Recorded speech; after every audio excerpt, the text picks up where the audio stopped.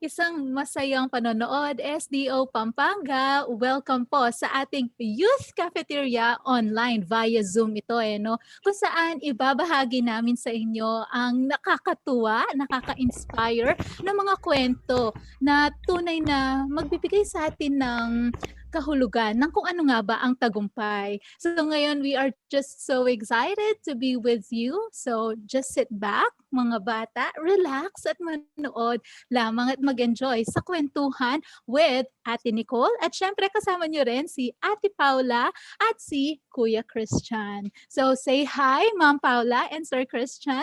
Hi! Magandang hello. araw sa inyo, Magandang mga araw. kabataan. Hi! Ayan, so nakakatuwa kasi nagkita na naman tayo sa ating second series ng ating Youth Cafeteria. So last time we have talked about yung nag-invite tayo ng mga young farmer, na-meet din natin yung mga spiritual leaders natin. So ngayon naman, patuloy tayo magsusupport sa mga pangangailangan ninyo ngayong pandemic o ngayong new normal. So sa Youth Cafeteria, ito yung mga objectives natin. So una, meron tayong inimbitahan na talagang guest po natin na kung saan mag-share siya ng kanyang past struggles and challenges sa life nung siya ay nung kabataan niya. And then I hope magsilbi ito na kuhanan natin ng learnings natin para kayo naman na nanonood ay ma-apply mo to sa current situation mo bilang kabataan. And kasunod nun, gusto rin namin na ma-encourage ka para i-pursue mo o ipagpatuloy mo ang education sa gitna ng new normal na ito. No? At alam ko, madami kang pinagdadaanan kaya gets ka namin. At kasunod, gusto rin namin na ma-stir up ang passion at zealousness mo, no? Ikaw na kabataan para ma-achieve mo pa rin ang iyong mga dreams sa buhay. So, pupush ka namin, i-encourage ka namin no, ni ate at kuya. And also, gusto rin namin na ma-motivate ka, na maalala mo pa rin na parte ka ng nation building. No? Katulad din, umpisahan mo to sa iyong sarili. Kaya meron tayo mga in-invite ng mga guest speakers sa mga susunod pang mga series para ikaw mismo bilang isang youth leader, ma-lead mo at ma-apply mo muna ito sa iyong sarili. Okay, so with that, si Ate Pao, excited ako, Ate Neris at Kuya Chris, sa ating guest for today po, no? Na talagang napaka-busy ng mga schedule, but then talagang pinaunlakan tayo. Ayan, ganyan kayo ka-special sa kanya at sa atin. Thank you, thank you. At syempre, hindi na natin patatagalin pa upang ipakilala ang ating very special guest. Ayan, ang ating artista for this episode, Sir Chris. Do the honor, please.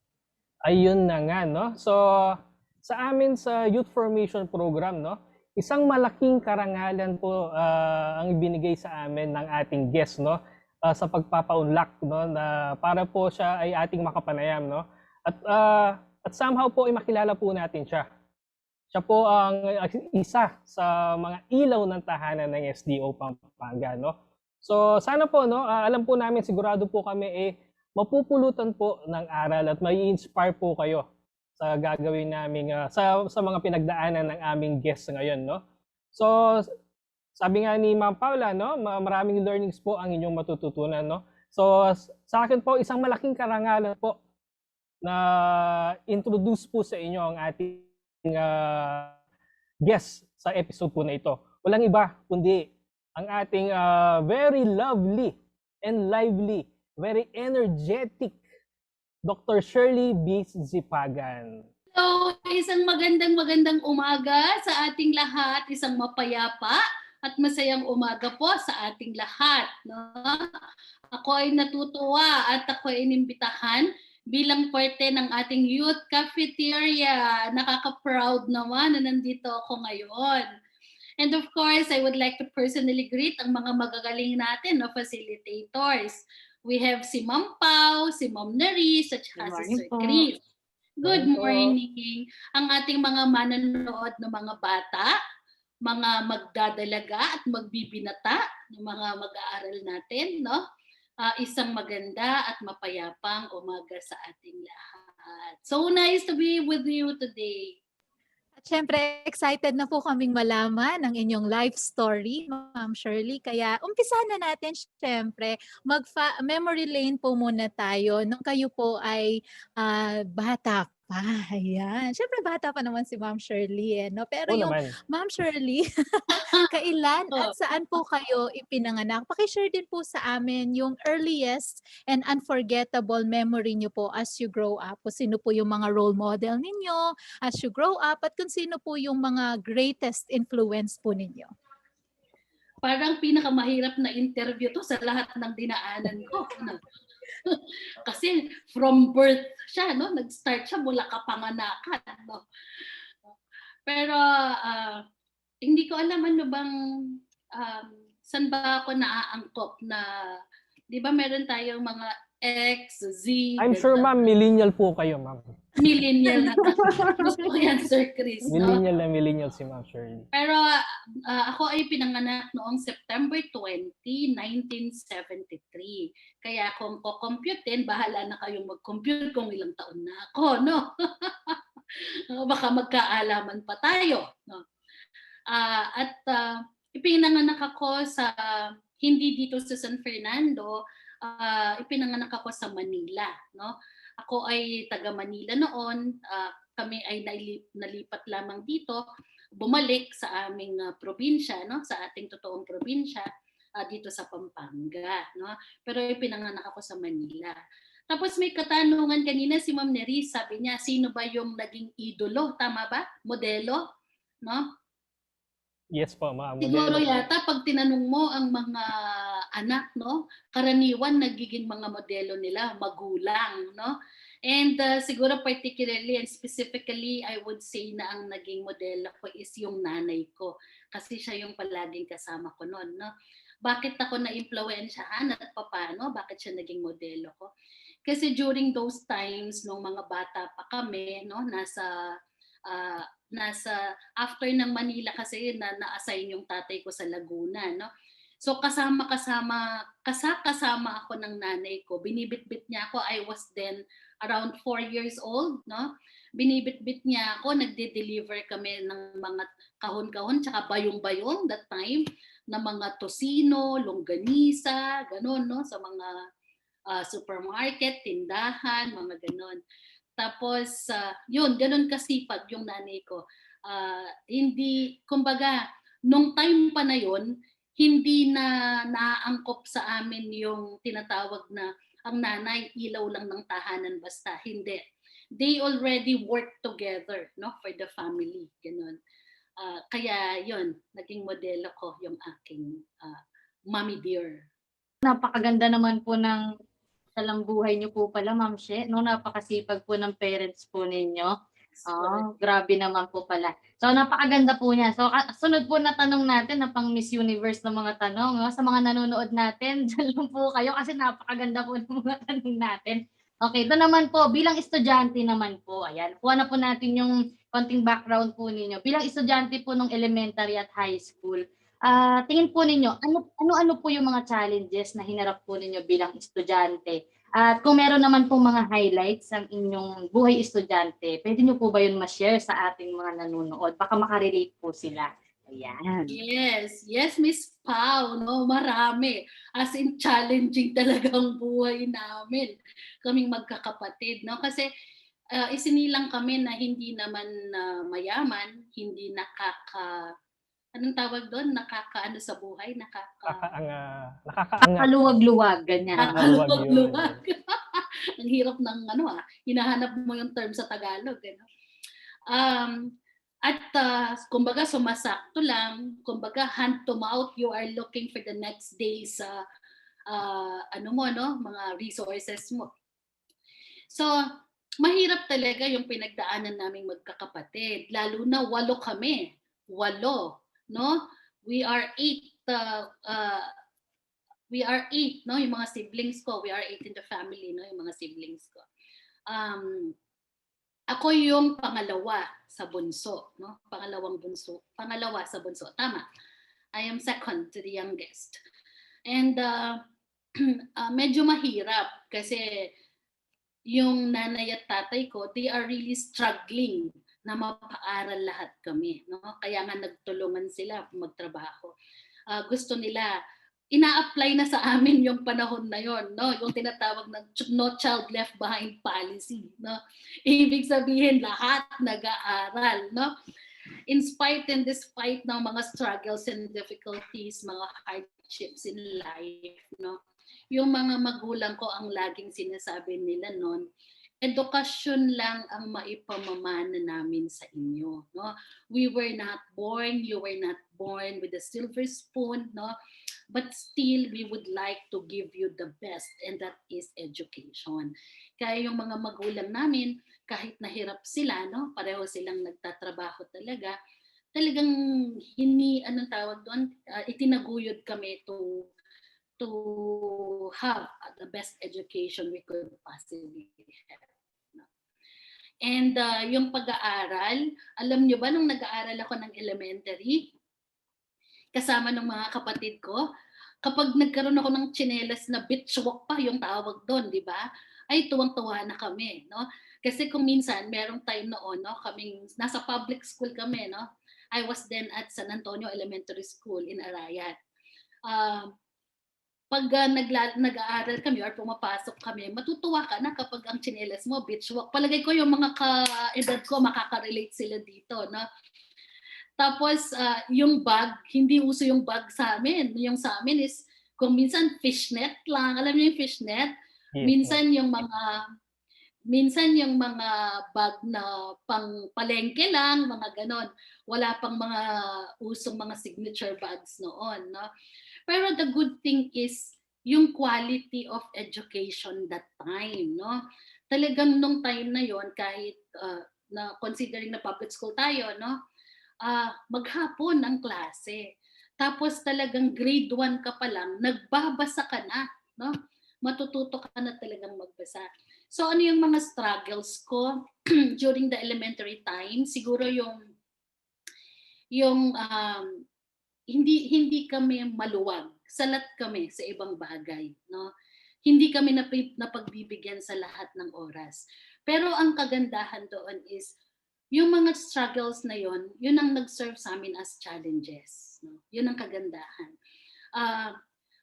Ang mga magulang namin, ang nanay at tatay ko, sinasabi nila na wala namang success or wala namang what to call this achievement, no? Tagumpay na hindi pinaghihirapan. Lahat ng tagumpay, kahit trabaho nga lang kailangan siyang paghirapan, di ba? Same with education, no? You have to exert an extra mile effort to achieve something, no? Kaya we are very fortunate din, no, na yung mga magulang namin nandyan sila lagi.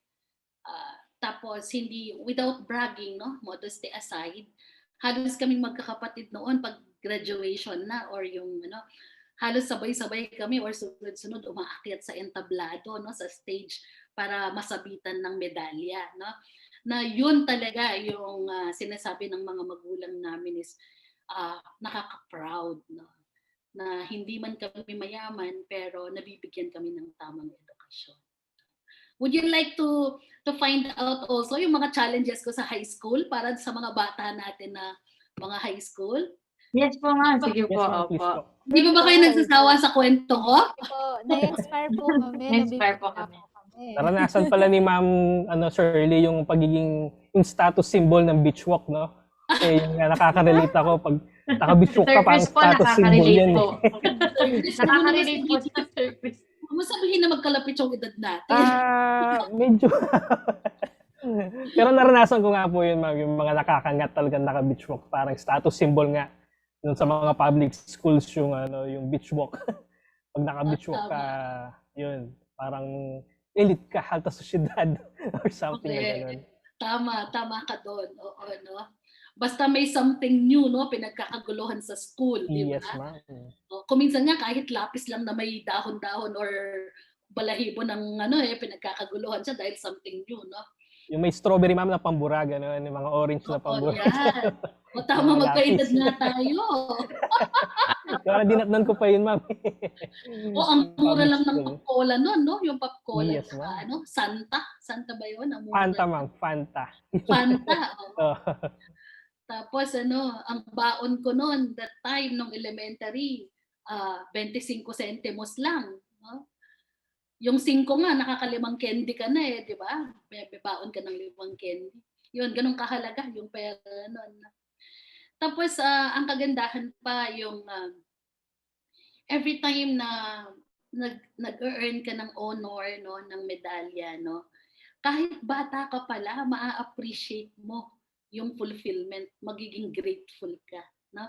Kasi one time, siguro dala ng kabataan ko, no, kumbaga wala ka pang wala sa hinagap mo that you are really competing, no? Grade 4 ako noon that time, no, lumaban ako ng contest ng Filipino yata that time sa division, and I was able to get the first place. Tapos hindi ko alam, ina-award na pala ako, no? Nagbibigay sila ng may trophy. Di ba that time parang trophy pa yung binibigay nila, no? Wala pang Yes, ma'am, trophy. Yung kulay gold, ma'am. Oo, tsaka isang medal, no? Na pagkabigat-bigat, pero hindi mo naman maisanglan, no? Tapos hindi mo alam, may ina-award ka na pala. Hindi ko mahawakan yung mga trophy hawak ko, no? Pero nakakatuwa sa puso sa batang edad mo, sa batang kaalaman mo, no, you are given that much of a prestige and privilege, no, na ma-award ng ganun. Very fulfilling din siya kahit bata ka. Nung nag-high school naman ako, sa Anao High School naman ako, sa Mexico, no. Public school pa rin siya. Nung time na yon, yung bunsong kapatid namin nasa private school, Holy Fam. Ako nasa public school ako, no? So, ganun din yung from our barrio, no, to our high school, yung no, we have to walk a matter of a kilometer, no? Maglalakad kami ng 1 kilometro papunta at 1 kilometro pabalik para lang ma-reach mo yung paaralan, no? Merong time na, pero masaya siya. Kung babalikan mo, napakasaya ng experience. Hindi mo na nakikita yung pagod mo yung mga struggles mo. Nakikita mo na lang yung saya na dinulot sa'yo ng kabataan, no? Dahil syempre malakas ka naman bilang isang bata pa noon, no? Mag-aaral kami noon, papasok kami, maglalakad kami mula sa baryo namin, sa bahay, hanggang sa paaralan. 1 or mahigit 1 kilometro. Pagdating mo sa school, tumatagaktak yung pawis mo, no? Minsan mahuhuli ka pa, tatakbo ka kasi mag-e-exam kayo sa first period nyo, mga ganon, no? Oo. Tapos, siguro ang kagandahan din, no? Kapag siguro alam mo yung value ng pinaghihirapan ng mga magulang mo at mahal mo ang mga magulang mo, hindi magiging mahirap para sa'yo bilang anak na i-please at gawing proud ang magulang mo. And the best way that you could do is to go, no? Kumbaga, give the best that you could give sa mga studies ninyo, sa mga pag-aaral ninyo. Sa mga parents po lang. Yes, oo. Yeah. Kasi yung mga magulang natin, yan lang kasi yung pwede nating isukli sa kanila, no? Yung pagiging masigasig sa pag-aaral, pagpapakita ng pagpapahalaga sa pagod nila. No? Yan siguro. No? Kaya sabi ko, I emerge a winner both in elementary and secondary, no? Because I was able to make my parents proud despite na hindi kami ganun kaaluwan sa buhay. So, yun nga po, ma'am, ito naman po yung aming mga related po sa inyong mga kabataan pa rin, no? Ma'am Shirley, yun nga nasabi po nyo, no?